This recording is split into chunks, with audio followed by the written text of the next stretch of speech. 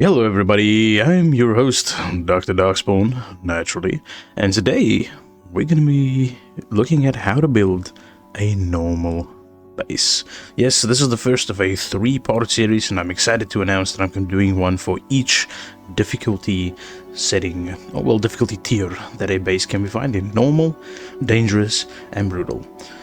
This one will only be focusing on normal bases, and I will do a separate video on how to modify the value that certain traps and guards add to danger rating and increasing it, what the multipliers are, what gets added, when the values are higher, why some are inconsistent. So that'll be a separate video about how to try and get it to be as efficient for a type of base as possible. So for now, I'm just going to be giving rough values of what does a normal base need. So let's hop right into it. Step one, choosing the correct base plot. Claiming a new burial site. So you see, I've already bought Angel Camp here, and it has a capacity of 2,000 and a GenMat extraction value of 9,000. I'm just going to give a quick explanation of this. The bottom value of 9,000 next to the hardware stat means that for the advisor for hardware, one of these guys sitting out here at the back, this one specifically for the hardware, they level up and they provide 1/5 of a level each for the Chimera. These little blocks here on the top, Chimera level 100. Those, every one level you get in an advisor adds one of these bars after you push this button to add those levels to these levels and level up your Chimera to get extra rewards.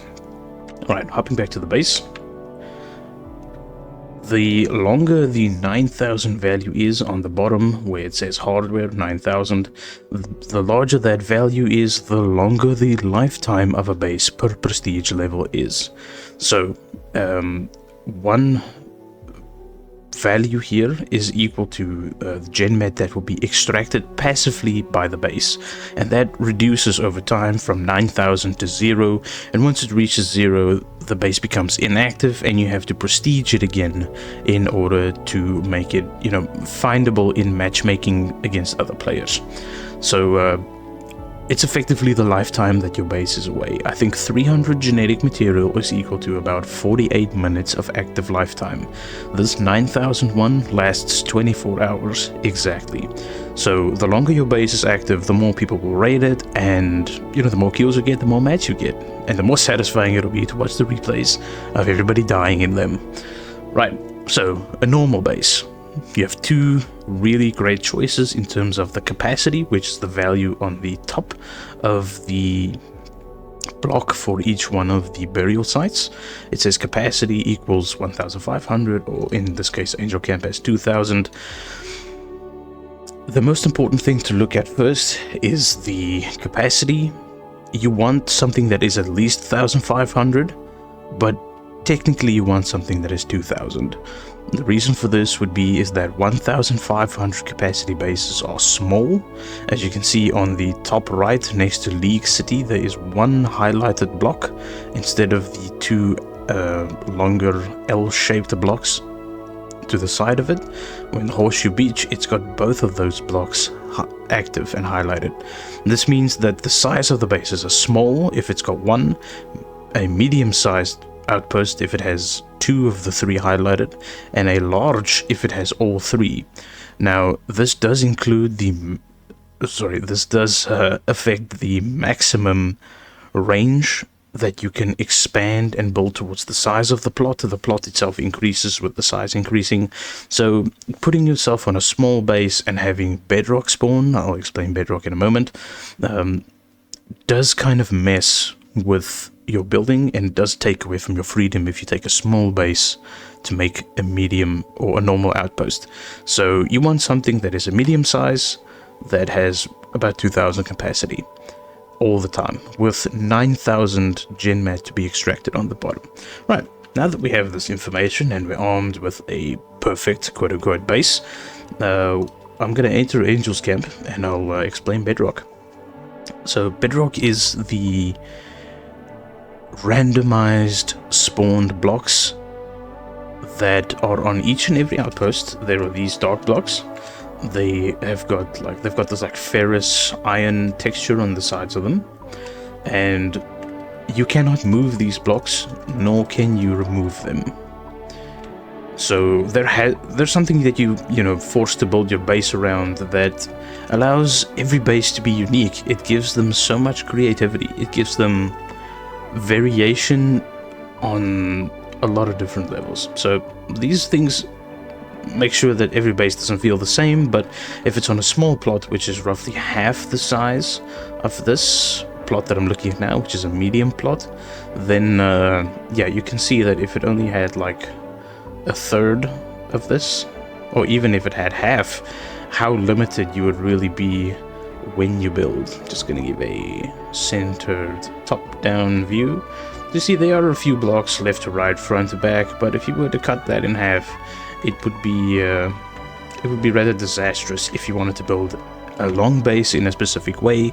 If you wanted to build a specific type of base that is, focused on guards, and you can't fit a room big enough on a small base, and the bedrock is in the way all the time, it can be a little frustrating, and you can be a little downtrodden because the idea that you had doesn't work now. Now you have to buy another base, which costs you some of the very hard-earned synthite. So doing things most efficiently is best from the get-go. Right, now, to build a normal base, what do you need? Well, first, we need space. We already have space. And then you need to know what kind of player you're building this base for. People that generally run normal bases are not too good in the game. It's the easiest type of base, or they need just a tiny bit of experience or mats for something. So they're generally either overly cautious but very, very inexperienced, or very unconfident.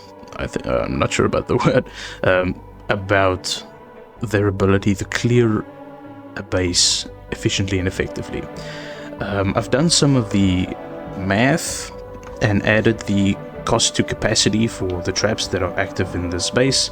As you can see on the top right, it says that there's 1,352 of the 2,000 capacity in use. If you had bought a normal size base on the small size, it would have had a maximum of 1,000. In other words, 352 of the blocks I currently have on this base would not have been existed. And if I had added all of the traps here, I would have had the ability to place 10 normal blocks. And that is not enough to cover the tops and sides of the base at all. So choosing something with more than 1,000 capacity, more than 750 capacity is extremely important for building a normal base that is as effective as it can possibly be and makes efficient use of its capacity and size. So looking at all the traps I have here, I have 5 corrosive cubes, 3 hollow cubes, 4 bolt shots, 2 impalers, 1 bomb ejector, 2 enforcers, 1 warmonger, 2 hornets, and 1 cannonback. And I've got a few mods on each of them. I've got 1 mod on all of the bolt shots. I've got 2 mods on each enforcer, 2 mods on each hornet, and 2 mods on each warmonger, but nothing on the cannonback. And that's very little. I do not have a lot of traps. It's very minimal. And the total capacity that these traps come to, which are right on the cap of becoming a dangerous base, is 990 total capacity being used by traps. So just building a base, just building a pathway, just building a very minimal path with a few traps and guards, very few traps and guards, towards the Genmed has cost me 990 capacity, and I cannot add any more capacity in traps, otherwise it would become dangerous, or guards for that matter. I cannot add a single thing to this base that would kill a player without it going to the dangerous level of difficulty.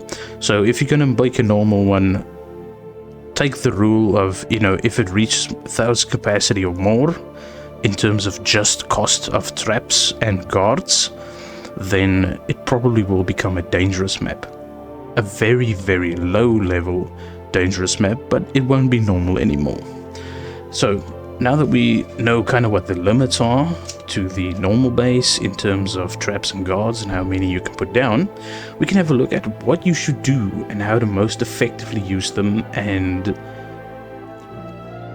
take advantage of the fact that the player raiding this base is going to be quite new. Right here I have 4 guards facing the entrance immediately. In other words, every time the newer player sees this, they get forced either back down the slant and cannot see what's in the rest of the room, or they're forced to use their gun with 2 or 3 shots to shoot the hornets, firstly because they have leash and they stay on the inside of the base, they don't go out, so you know, they'll be forced to at least kill a few of the guards to get into the room itself. The corrosives on the floor are a deterrent to just go straight ahead and to the left, even though this block has nothing in it. No one has actually hopped over these. No one has hopped to the left over there, and no one has hopped to the right over there to get to the guards on the sides. And have only been either going straight forward or slowly clearing the room after they've killed all of the guards. Now, there are some things that can counter this rather easily, which is the plasma bow, which is an anti-guard weapon that has 6 shots, I think, on the first level, and has very little drop on the shots, and all the guards are 1 shot to all of the weapons, unless it hits armor. Another important thing, new players don't really know how to counter armor on certain enemies, so they'll miss a lot of their shots, so armor is pretty good for any normal base on guards. Now that we have the lure, which is the 4 guards I'm looking at right now, they lure the player into the room. And once they're lured into the room, let's say for example they've killed the 2 hornets, they've killed 1 hornet roughly about here, and the bolt has shot the corpse back into this corner, which is what happens in most of the amount of times. They shoot the hornet over there, and the hornet falls back to where it spawns. So these bolts are very far away, they cannot be retrieved. This is something good to do on any base actually, is have them be forced to shoot something to go through the base, and when they try and recover their shots from their gun, you punish them for it.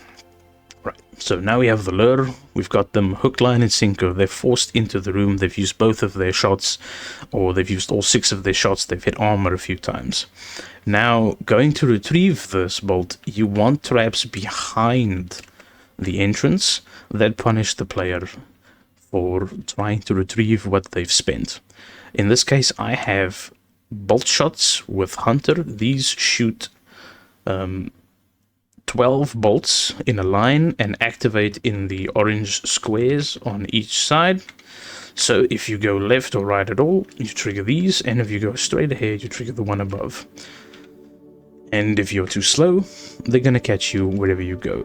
This bolt shot, because it has Hunter, can track the enemy player up until I think 1.5 blocks to the left and right, so this one can hit 1 block further past the wall on the left, and it shoots perfectly without any issues towards where this enforcer is. So if you were a new player and you decided to kill the enforcers with melee attacks, or kill the hornets with your anti-guard bow and then kill the enforcers with your shots of your original bow that destroys armor, you will be forced into this corner and 100% get killed by the bolt shot from behind. So these are 2 very good traps with 2 lures on the opposite end that are very useful and should be included as a concept, trapping or punishing a collection of bolts in any way. The corrosives on the bottom are a visual deterrent from certain zones. As a newer player, if you see corrosive cubes, you're not going to be going to them. You're either going to be grappling to the left corner or the right corner, or you're going to be grappling down the middle. And there's punish for each one of those actions that a newer player would take. A hunter bolt shot above and towards the sides, with guards to serve as bait and lure. And let's say that you were to do this room, die 3 or 4 times to the room, which is what you want the player to do, and then think that they can run through to the end without even dealing with the guards in this room. Therefore, you need a anti-speedrun trap. It doesn't have to be very big, and it doesn't have to be very effective, but you can and should make it as efficient as possible. Right now, the base just went up to dangerous for some reason. It wasn't dangerous before. Interesting. I'll have to tweak that afterwards. It was normal before. Anyway. A very effective anti-speedrun mechanic is putting an opaque block around the corner that they cannot see through, and having another trap at the end of this corridor, or something that effectively body blocks them. Now this one is going to have armor. In actuality, I'm going to change a few things so that this one can have armor. I think it may even be able to work right now.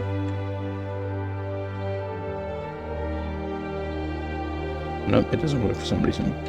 Well, let's change since last I was here. Anyway. A very effective anti-speedrunner trap is to have a cannon back which shoots bombs without any mods, because you want it to be as cheap as possible, and a hunter bolt shot on the bottom facing towards the entrance. This hunter bolt shot can shoot all the way onto this block. If they are too slow and don't kill the warmonger instantly in the first hit, they die to the bolt shot.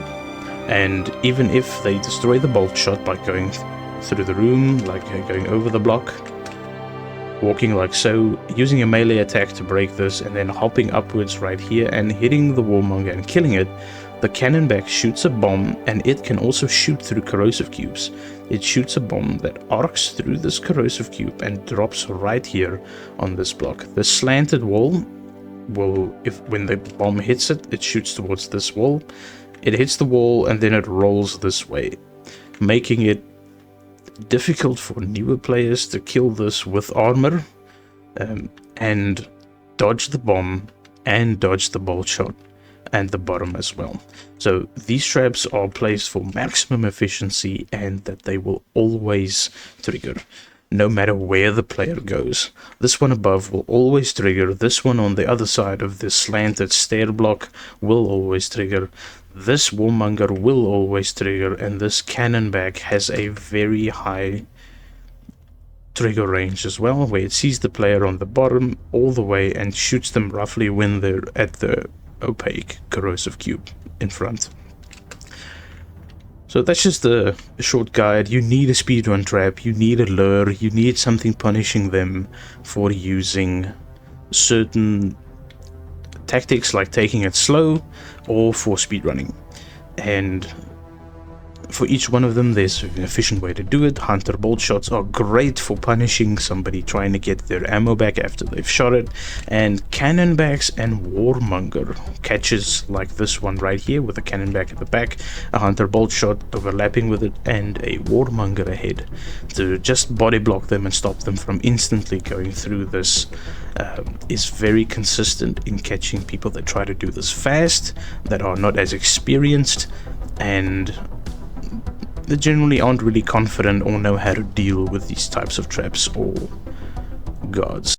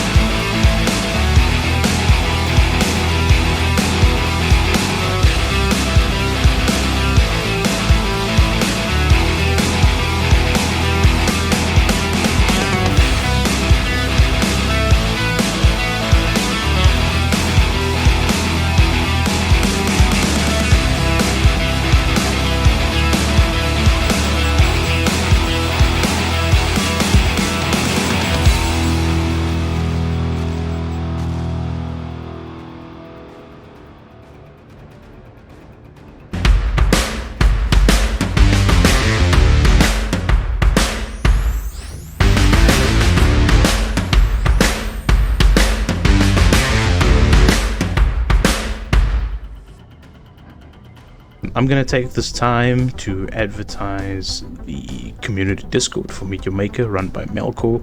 We've got hundreds of members already. Behavior doesn't have their own Discord, and the community itself is absolutely amazing. So many people that are sharing their outposts, running their outposts, learning new things, testing things in bases. Feel free to come join it. I'll post that and a link to my Twitch in the bottom of the video, and I just want to thank you so much everybody for watching. Please give me a like and a subscribe, and ring the bell if you want to get any notifications on further videos. I've been your host, Dr. Darkspawn, and you've been great. Have an amazing time and stay safe everybody. Bye bye.